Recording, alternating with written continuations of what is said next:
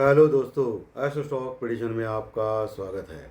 नक्षत्र ज्योतिष, कृष्णमूर्ति ज्योतिष, अष्टक वर्ग, न्यूमरोलॉजी, इन सभी शास्त्रों का यूज़ करके आने वाले दिन का प्रेडिक्शन मैं बोलने जा रहा हूँ।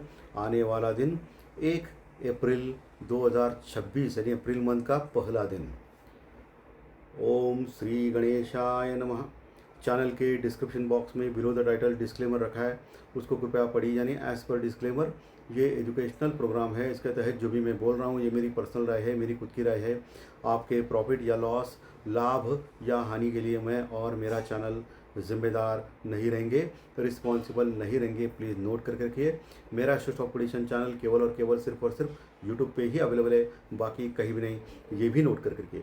और किसी भी इन्वेस्टमेंट या ट्रेडिंग के पहले शेयर मार्केट में आप किसी अच्छे फाइनेंशियल एडवाइज़र से कंसल्ट कर सकते हो, एडवाइस ले सकते हो जो सेबी रजिस्टर्ड हो। चलिए दोस्तों, शुरू करेंगे। दोस्तों, अपेक्षा के अनुसार मार्केट में बहुत बड़ी गिरावट हो गई और मार्केट निगेटिव ही क्लोज हो गया। और मार्केट में मूवमेंट भी था। कल ओपनिंग के बाद, यानी बीते हुए कल मार्केट ओपनिंग के बाद गिरना चालू किया और नीचे आ गया। फिर नीचे आने के बाद बहुत बड़ी तेज़ी आ गई और फिर मार्केट ऊपर आ गया। 300 पॉइंट नीचे आ गया मार्केट पहले, और 200 पॉइंट कवर किया निफ्टी ने नीचे से, और महज सिर्फ 100 पॉइंट माइनस में रहा था। लेकिन फिर से ऊपर से प्रॉफिट बुकिंग हो गई, ऊपर टिक नहीं पाया मार्केट, फिर ऊपर से नीचे आ गया और निगेटिव ही क्लोज हो गया मार्केट। आप देख सकते हो मूवमेंट। बहुत बड़ी टेक्निकल ब्रेकडाउन के ऊपर अभी मार्केट आ रहा है। निफ्टी 52 वीक्स लो से महज 600 पॉइंट लगभग दूर है। ओके, अभी जो कल का जो क्लोजिंग है वो 22,330 के आसपास का है निफ्टी का, और 21,700 के आसपास निफ्टी का 52 वीक लो है, यानी 1 ईयर का लो है, वहाँ आ चुका है। और वही बैंक निफ्टी में भी लगभग 1,500 पॉइंट बचे हैं 52 वीक लो के पास आने के लिए। बैंक निफ्टी कल बहुत बड़ी गिरावट हो गई। बैंक निफ्टी में 50,275 के पास बैंक निफ्टी क्लोज हो गया, 50,275 के पास, और लगभग 2,000 पॉइंट यानी 2,000 पॉइंट की बड़ी गिरावट बैंक निफ्टी में आ गई। क्योंकि इम्पोर्टेंट जो स्टॉक था SBI, उसने इम्पोर्टेंट लेवल जो 1000 का था उसको ब्रेक किया, और बैंक निफ्टी में सभी PSU बैंक और प्राइवेट बैंक गिर गए और बहुत बड़ी गिरावट में आ गए। ICICI बैंक ने 52 वीक लो लगाया, बहुत सारे बैंकों ने लो लगाया। एक बैंक निफ्टी अचानक जो बड़ी तेज़ी में चल रहा था वो अभी बड़ी गिरावट में आ चुका है, यानी बियर मार्केट में अभी आ गया है। 50,000 का लेवल बहुत इंपॉर्टेंट है बैंक निफ्टी में।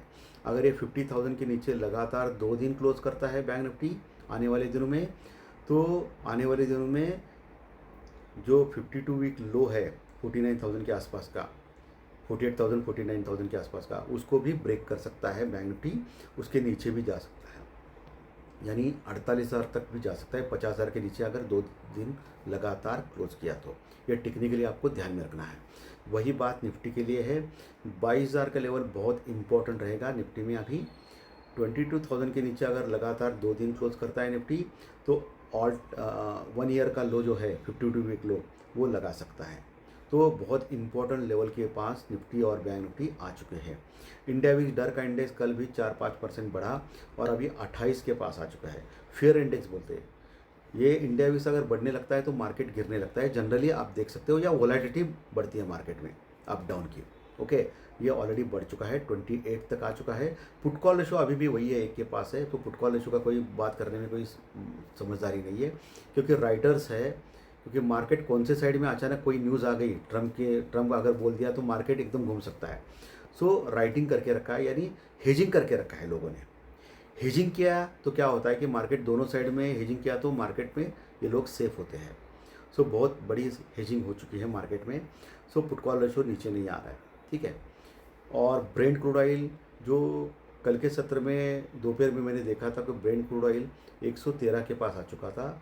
अभी आज सुबह मैं देख रहा हूँ कि ब्रेंट क्रूड ऑयल अभी सिर्फ 107 के पास आ चुका है, यानी ऊपर से बहुत बड़ी गिरावट ब्रेंट क्रूड में हो चुकी है। आज हमारे यहाँ छुट्टी है मार्केट को, हमारे मार्केट को छुट्टी है, लेकिन वर्ल्ड में लगभग सभी मार्केट चालू है। और वहाँ जो मूवमेंट चल रहा है उसके अनुसार जो ब्रेंट क्रूड ऑयल अभी 107 के पास है, जो 113 था, यानी एक पॉजिटिविटी आ चुकी है। डाउ फ्यूचर भी प्लस में चल रहा है अच्छे खासे 400 पॉइंट ब्रेंट क्रूड ऑयल नीचे आने से। बाकी ईरान और अमेरिका इसराइल के बीच में जो युद्ध चल रहा है उसमें कोई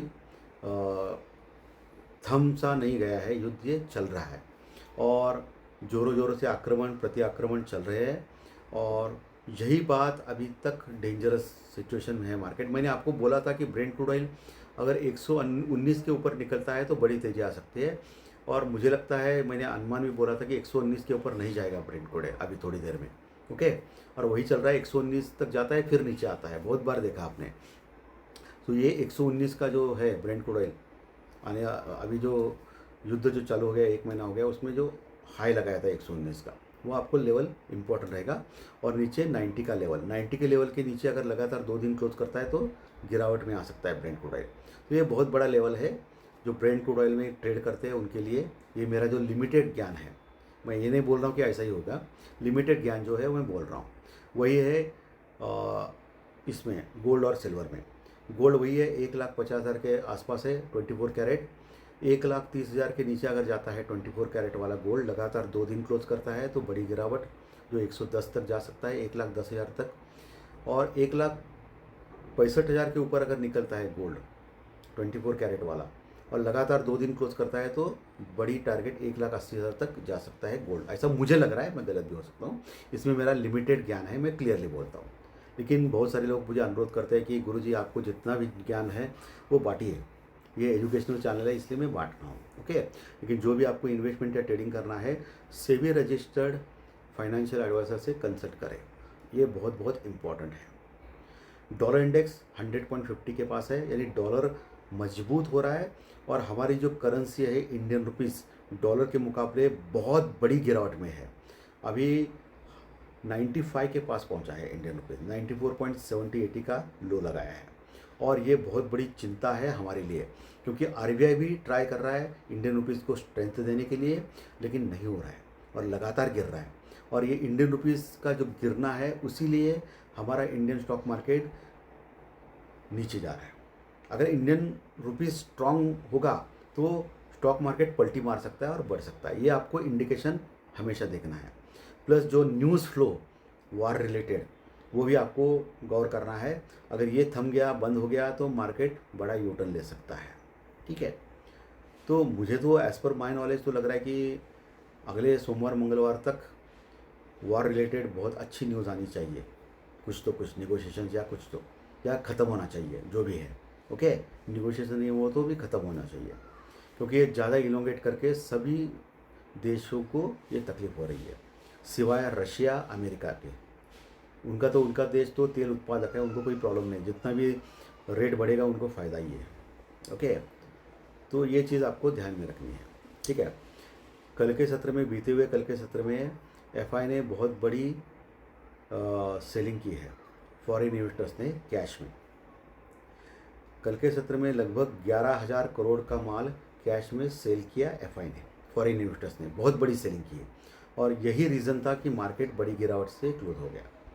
लेकिन हमारे जो डोमेस्टिक इन्वेस्टर्स है डीआई, जो हमारे म्यूचुअल फंड वाले हैं, उन्होंने एफआई की जो सेलिंग थी उससे ज़्यादा बाइंग की है, लगभग 15,000 करोड़ की बाइंग कैश में डीआई ने, यानी डोमेस्टिक इन्वेस्टर्स ने, हमारे म्यूचुअल फंड वालों ने कल की। इसलिए मार्केट ज़्यादा गिरावट में नहीं क्लोज हो गया, लेकिन सेंटिमेंट ख़राब था मार्केट में। प्लस निफ्टी का मंथली एक्सपायरी ख़त्म हो गया है, कल निफ्टी का एक्सपायरी था, इसलिए मार्केट बड़ी गिरावट में क्लोज हो गया। ओके, तो 15,000 करोड़ की बाइंग करने के बाद भी मार्केट गिरावट में क्लोज हो गया, क्योंकि एफआई की 11,000 करोड़ की सेलिंग इसके लिए जिम्मेदार थी। इसके बावजूद भी इंडेक्स फ्यूचर में अभी भी 15% लॉन्ग पोजीशन पे लगभग है एफआई, फॉरेन इन्वेस्टर्स, वो 10% के नीचे नहीं जा रहा है। इंडेक्स फ्यूचर में अभी भी उनकी पोजीशन अच्छी है 15%। इसका मतलब 85% यानी 85% वो शॉर्ट पोजीशन बनाए हुए है एफआई इंडेक्स फ्यूचर में। लेकिन आपको याद रहेगा 2-3 महीने पहले एफआई 10% के नीचे यानी 7-8% तक आ गया था लॉन्ग पोजीशन में।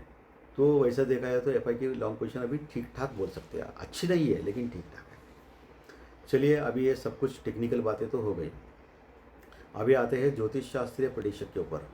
हमेशा बोलता हूँ मैं कि नक्षत्र ज्योतिष, कृष्णमूल ज्योतिष, अष्टक वर्ग, वैदिक ज्योतिष के ऊपर मैं ये भविष्यवाणी करता हूँ और ये मैं हमेशा बोलता हूँ कि ये अनुमान है, मेरा प्रेडिक्शन है, जो हमेशा 100% सही आता है, ऐसी कोई भी गारंटी नहीं है। ये दिशा दर्शक शास्त्र है, इसका यूज़ करके आपको आगे बढ़ना है। टेक्निकल डाटा हुआ है, ज्योतिष शास्त्र प्रेडिक्शन, ये 100% हमेशा सही नहीं आ सकते। इसलिए कोई भी इन्वेस्टमेंट या ट्रेडिंग करनी है तो सेबी रजिस्टर्ड फाइनेंशियल एडवाइजर से करें, ये मैं हमेशा बोलता हूँ। चलिए अभी प्रेडिक्शन के ऊपर आते हैं। चंद्रमा कल यानी बुधवार को 1 तारीख को 1 अप्रैल है कल, अप्रैल माह का पहला दिन है। एज पर न्यूमरोलॉजी 1 अंक होता है सूर्यदेव का, और कल बुधवार है तो ये बुधादित्य योग है, तो ये बहुत ही शुभ है एज पर न्यूमरोलॉजी। और कल चंद्रमा कन्या राशि में रहेंगे, बुध के राशि में रहेंगे, और उनका जो नक्षत्र रहेगा वो उत्तरा फाल्गुनी नक्षत्र, जो सूर्यदेव का नक्षत्र रहेगा, यानी सूर्य के नक्षत्र में चंद्रमा कल रहेंगे। नक्षत्र सब लॉर्ड यानी उपनक्षत्र स्वामी एज पर केपी चार्ट यानी कृष्णमूर्ति चार्ट, और उसके योग नक्षत्र लॉर्ड और चंद्रमा के साथ अन्य कुंडली में और नवमोश कुंडली में देखने के बाद और बाकी सभी योग देखने के बाद मुझे लग रहा है कि कल का मार्केट थोड़ा सा वन वे साइड हो सकता है, यानी वन वे थोड़ी तेज़ी या मंदी आ सकती है। तो अभी क्या आएगा वो मैं बोल रहा हूँ, लेकिन वन वे थोड़ा आएगा, वोलेटिलिटी थोड़ी सी कम हो सकती है कल के सत्र में, ठीक है। तो इस चीज़ को आपको ध्यान में रखना है। एस्ट्रोलॉजिकल टाइम दोपहर के बाद का है, इस चीज़ को भी आपको ध्यान में रखना है। और वैसे देखा जाए तो मार्केट में मुझे लग रहा है कि निगेटिविटी या मंदापन ऊपर के लेवल से ज़्यादा रहेगा, यानी मार्केट ट्राई करेगा ऊपर जाने के लिए, ऊपर भी जा सकता है, और ऊपर इम्पोर्टेंट रेजिस्टेंस यानी रुकावट लेवल से मार्केट नीचे आने का खतरा ज़्यादा है, यानी मार्केट ऊपर से अच्छा खासा गिरावट दे सकता है। ये आपको ध्यान में रखना है कल के लिए, ओके। निगेटिविटी और मंदापन ऊपर के लेवल से ज़्यादा आ सकती है, यानी ओवरऑल निगेटिविटी मंदापन अभी भी कायम है दोस्तों। सो कभी कभी ये रैलीज जो आती है, जो कल आ सकती है रैली बड़ी, उसका यूज़ करके आपको एग्जिट करना है अपनी अपनी पोजीशन, ये आपको ध्यान में रखना है, क्योंकि जब तक वॉर ख़त्म नहीं होता है तब तक आपको ये ऊपर के लेवल पे प्रॉफिट बुकिंग करके निकल जाना है। मैं ऐसा नहीं बोल रहा कि ऊपर के लेवल पे आप सेलिंग की पोजीशन या शॉर्ट पोजीशन बनाएं। जो भी आपको ट्रेड करना है प्रॉपर स्टॉप लॉस और प्रॉपर हेजिंग के साथ करें, और कम से कम लॉट में काम करें। लेकिन ऊपर के लेवल से मार्केट हल्का होने का खतरा ज़्यादा लग रहा है कल। भले दिख रहा है कि तेजी नीचे से लेवल से मार्केट इंपॉर्टेंट सपोर्ट से बाउंस बैक कर सकता है मार्केट, लेकिन ओवरऑल ऊपर के लेवल से मंदी और गिरावट ही मुझे नज़र आ रही है दोस्तों। इस चीज़ को आपको ध्यान में रखना है कल के लिए। चलिए अभी चंद्र राशि के अनुसार आपका कल का दिन कैसा हो सकता है इसके बारे में डिस्कस करेंगे, ओके। चंद्र राशि के अनुसार कल मेष राशि को खराब जा सकता है, वृषभ मिथुन को अच्छा जा सकता है, कर्क को मिक्स जा सकता है, सिंह कन्या को अच्छा जा सकता है, तुला को अच्छा जा सकता है, वृश्चिक धनु को खराब जा सकता है, मकर और कुंभ राशि को अच्छा जा सकता है, और मीन राशि को खराब जा सकता है। चलिए अभी अंक शास्त्र यानी न्यूमरोलॉजी यानी संख्या शास्त्र यानी आपकी डेट ऑफ बर्थ, आपकी जन्म तारीख के अनुसार आपका कल का दिन कैसा जा सकता है इसके बारे में डिस्कस करेंगे। दोस्तों जिनकी 1, 10, 19, 28 ये डेट्स है डेट ऑफ बर्थ, उनको अच्छा जा सकता है। जिनकी जन्म तारीख 2 तारीख, 11 तारीख या 20 तारीख या 29 तारीख है, उनको भी अच्छा जा सकता है। जिनकी डेट ऑफ बर्थ 3, 12, 21, 30 डेट है, उनको भी अच्छा जा सकता है। 4, 13, 22, 31 डेट वालों को भी अच्छा जा सकता है। जिनकी डेट ऑफ बर्थ 5 तारीख, 14 तारीख या 23 तारीख है, उनको भी अच्छा जा सकता है। जिनकी डेट ऑफ बर्थ 6 तारीख, 15 तारीख या 24 तारीख है, उनको खराब जा सकता है। 7, 16, 25 डेट वालों को अच्छा जा सकता है। 8, 17, 26 जिनकी डेट ऑफ बर्थ है उनको खराब जा सकता है। और जिनकी डेट ऑफ बर्थ 9 तारीख, 18 तारीख या 27 तारीख है, उनको अच्छा जा सकता है। अच्छे रिजल्ट्स के लिए चंद्र राशि के रिजल्ट्स और डेट ऑफ बर्थ के रिजल्ट एक साथ लेके आइए। दोनों अच्छे तो अच्छा, दोनों खराब है तो खराब, एक अच्छा है खराब है तो मिक्स जा सकता है, जाने वाला है, ऐसी कोई भी गारंटी इस चैनल के ऊपर नहीं मिलती है। तो धन्यवाद। आज का विश्लेषण अगर अच्छा लगा तो लाइक दबाइए, कमेंट बॉक्स में कमेंट लिखिए, और जो नए दर्शक पहली बार चैनल देख रहे हैं वो सब्सक्राइब को बटन जरूर दबाइए, ताकि आपको आने वाले सभी वीडियो इसी चैनल के ऊपर सिर्फ और सिर्फ यूट्यूब पर जरूर देखने मिले। धन्यवाद, फिर मिलेंगे। Thank you very much.